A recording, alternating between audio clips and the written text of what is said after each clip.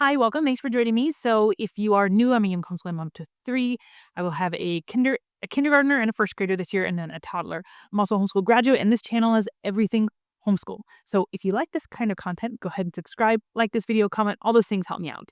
But what this video is about today is a couple months ago, I think I shared what my plans were going into the summer, what we were going to do for summer school, and yes, we were going to do some. And I thought it's only fair to follow up and let you know how that went. Did things work as I wanted them to? Did we drop things? Just kind of what that looked like. Right now, we are in our last week of nothing time. So at the end of our summer school, I did put kind of like a week or so of like just drop everything and enjoy sleeping in for me, essentially. And we are in that right now, and we are just about to jump into school again. So I'm really enjoying this last week and just kind of like nothing. But we have been doing some school over the last few weeks. So that's what we're going to talk about today. Um, so I guess, yeah, I'll just jump in and start kind of just talking. So we did do continue with like our morning quiet time. That's not just school so much as something I want to integrate into normal life. So we did well, this week we haven't, but as a whole, we did our Bible time, our memory verse time, we did our poetry memorization in with that time. And I added some memory work like phone numbers and addresses and that kind of thing. And we do that all year. So that was just kind of the beginning to our day naturally anyway. And then with my preschooler, for her, we continued to work on her tracing numbers and learning to write numbers. And she did really, really good. I think a couple of weeks over summer where just every morning she would trace and then try to create her own numbers was really, really good for her. Her fine motor skills are like right on the edge there, and she can actually shape most of her numbers, 1 through 10, recognizably. So I think that was great. We also just continued with reading practice, not really trying to move forward as much as maintaining. And I mean, we moved forward a little bit, but we just are continuing this. This is what we were working on last year during school. I said we are going to continue this over the summer and just move into it next week when we start school again. And that's what we did. And it was great. We practiced her flashcards of all the phonograms she knows every day.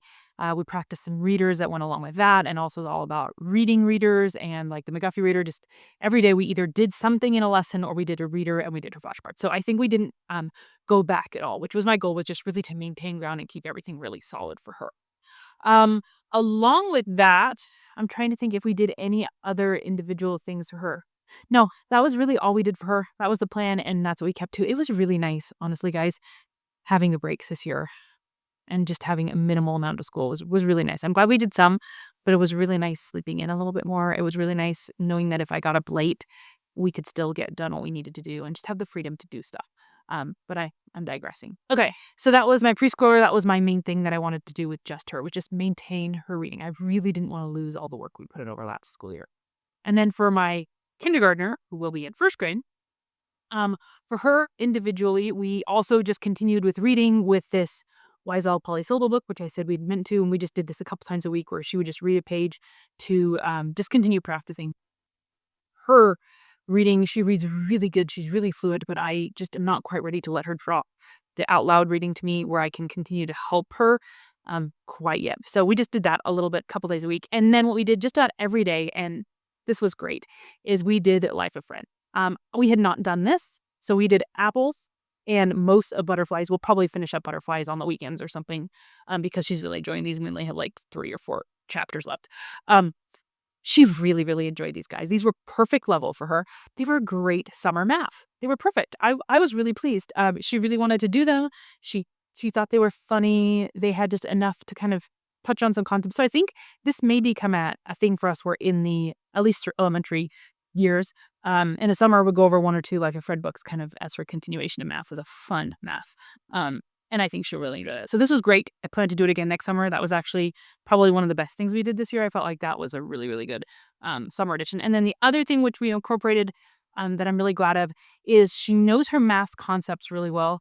She did first grade math last year, even though she was in kindergarten. And this year she's going to second grade math. And the one thing I just wanted to make sure she was good on with her addition and subtraction facts. She knows how to do them. She knows how to do the numbers in her mind. She understands it, but I wanted to make sure she's a little faster on it. So we picked up these, I don't know what you call these flashcards, the triangle ones. So, and we just practiced her addition and subtraction facts with numbers 10 and under, just to make sure she was a little faster. And she did improve in speed. And I think, honestly, I actually really like this. I forgot I had these for some reason.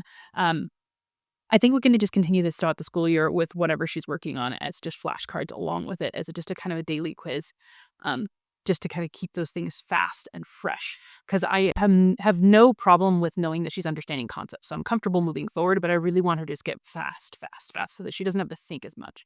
So that's kind of the goal for those. And then the other thing we did for math, actually for both daughters, I forgot about that with my preschooler as well, is we let them do these color by numbers. Essentially, these are, addition and subtraction color by numbers. So 9 minus 3 equals, and then they have their key down here. And I would let my older daughter do some of the more challenging ones, and then my preschooler, I'd let her do the pretty easy ones with a 10 frame so that she could just practice doing the equation, but she doesn't really have to have it memorized at this point. And these were great. If I had them do these every day, they got tired of them. But if we did them like infrequently, then they really enjoyed. So that was another good just math practice, retain what you know kind of thing. So those were like individual things. Oh, and then my kindergartner, I don't even know which one to call them because she's now first grader. And my other one's a kindergartner, but I'm thinking her as kindergartner. My older daughter also did some piano. We did not do it as consistently as we did through the school year, but she did it occasionally. So we'll have to get back into the routine of that. But she enjoys that, and I'm not too worried about us like dropping that. Okay, so then we had, I think, sorry, I have some notes just to remind me what my plans were or did with school. I had 3 group things that I had intended to do over the summer. Um, and those were, I think, where we fell a little bit flatter than the individual things. One of those was this Dash into Happy set, the fairy tales that are an emotional learning fairy tale. And we did 2 of the 5 in this set. I'd intended to do all 5 this summer. We did 2 of the 5, and my kids really enjoyed it, to be fair. They really enjoyed it. Um, and I can definitely see it sparking some conversation. I think where it fell flat partially was me. I was in summer mode, guys, and so, yes, we did some practicing of subtraction facts, we did the Life of Fred, a little reading, but when it came to some of these more things like that if you really wanna dig into this, I think you kind of have to engage with some questions and stuff. I read the stories to them, we did a little bit of the activity, but I didn't delve into it the way I could have. So we only did 2. And that's okay. I'll pick them up another time. I have them. We'll use them. I didn't dislike them, and like I said, my kids really, really enjoyed them. They always wanted me to do them. It just never quite happened. It's tell me I'm not the only one who doesn't have things just kind of not happen when you're in summer mode as much as you intend to. The other thing that never happened, and this in part there is a reason, but I'll get there in a second, was exploring nature with children. I had intended to do this over the summer to get us into a rhythm so that when we came into the new school year, we'd be in a rhythm and we just continue it. And that didn't happen at all. And one of the reasons this didn't happen is because we had stuff going on the weekends. And this is one of those things I plan to do on the weekends. Like we'll do some of the discussion and read some picture books during the week, but then we were going to do the actual nature walk that goes along with this with my husband on the weekend. And he was going to be doing that with us, and he's happy to do that with us. But then we did like a camping trip, or we had birthdays, and so the weekends were never a good time during the summer. I guess I'm learning weekends are just not a good time to plan to do things. So what I think I'm going to do is, instead of starting during the summer and then moving to the school years, I think I'm actually going to wait till several weeks into our school year till we've got a really good rhythm with everything else in our school year. And then I'm going to try to incorporate this on the weekends. So yeah, it fell flat, not because there was anything wrong with this. It just, again, don't plan things for the weekends during the summer, not school wise. That was bad on my part. And yeah, we'll learn. But that didn't happen. And then the last thing that I had planned as a family thing during summer, and this was the thing I think did the best at, was I wanted to try and to get into a rhythm with our German. Again, one of the things that we had planned to do in our last school year, and we did it the beginning of the school year, and then we stopped for various reasons. One being my younger daughter was a little bit too young, wasn't retaining as much, and then we stopped and went back to the beginning, and then I kind of just fell out of a rhythm, and I never found a way to really incorporate this again. And so I'd wanted to do this during the summer so that we could get a rhythm for moving into the next school year. So I wanted to try this again. And I would say with this, we did a little bit better. We didn't do it 100% of the time, but we did do it. And I think my daughters are at a better age level for it. I think they'll retain a little bit better now. And I think I figured out a way to incorporate it into our coming school year that might work. And well, I think we're just going to have to do it in the beginning of our night instead of the end. I think that's what I decided. Because in the summer, even with our like summer school, I did this at the end of our stuff. It's all fell through. Whereas if I did it like right after our like family devotions and did this the next thing, then we managed to do it. So I think that's going to be where we're going to have to do this in the beginning of our day instead of at the end of our day. So I would say of all of the family things that I set out to do, this one was the one I was the most successful, and that I think I'm hopeful for the coming school year. Actually, I think we can make this work, which is good. Which is partly kind of like why I wanted to incorporate it in summer school, is to figure out how to make it work in the next year. So we also did a couple of read alouds. The one we're just finishing up now is Betsy and Tacy by Maud Hart Lovelace. The girls have enjoyed that one. I know there's a couple more in the series, so maybe we'll pick one of those up like soon. My daughter has a request for the next one. She got the Brambley Hedge books, the complete Brambley Hedge books for her birthday, and so she really wants me to read those out loud to her. She could read it herself, but she thought it'd be fun if I read those at our next read aloud, and so that's what we're gonna move into shortly. But we're really just gonna finish up this week, and then next week we're gonna do kind of a half week of school, and then following week another half week of school, and then the following week we're gonna start kind of heavy on.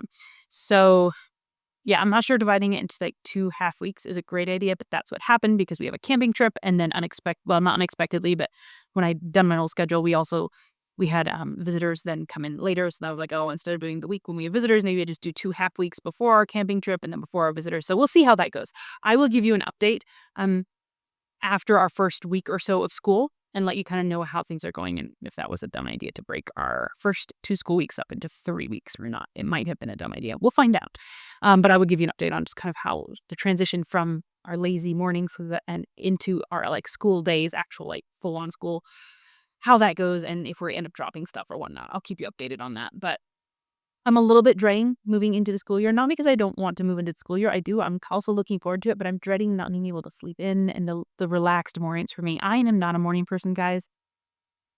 That is a sacrifice I give to my children doing homeschool, is giving them my morning, getting up early, having to get my stuff done before we start school, having to get up early enough to get things done before we start, is not natural for me. It's not what I want. It's not my lazy little self. I'm a lazy person sometimes. And so fighting that and actually making myself stick to a routine is good for me, but it's not fun per se.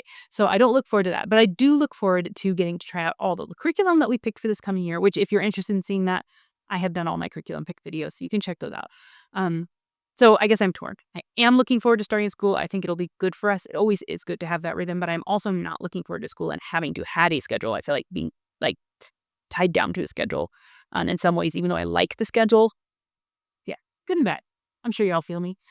But I will, yeah, I'll be updating you guys. I'll be letting you know how it goes. You'll get to see all my complaints and all my victories in the future. So I hope you guys are enjoying your school, whether you are doing summer school or taking the summer break or getting ready to jump into the school year. I hope things are going well for you guys. I'd love to hear from you. Let me know how things are going with you guys, and any questions you have for me, I'd be happy to answer those. So I hope you guys have a wonderful week.